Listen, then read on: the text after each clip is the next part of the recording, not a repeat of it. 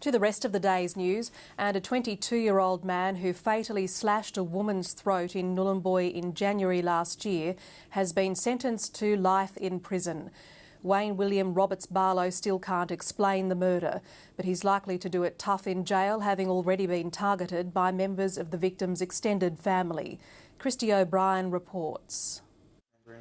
Wayne William Roberts-Barlow will be behind bars for at least 20 years for murdering a 38-year-old woman on this deserted road in Nhulunbuy.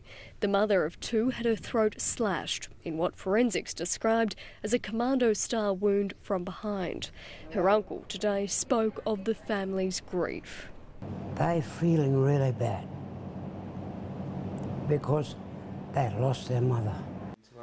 The court heard Roberts-Barlow had been assessed psychologically but couldn't explain his actions that night.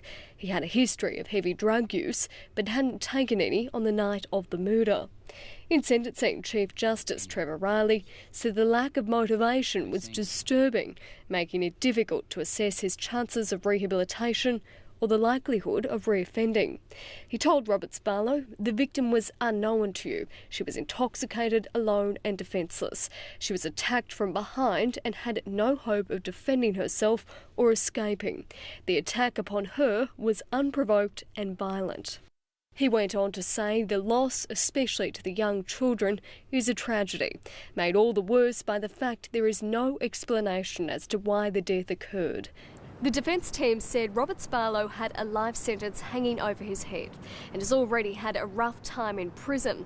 He has 7 assaults on his record already, many of which involve defending himself against the victim's family, who are also serving time. Christy O'Brien, ABC News.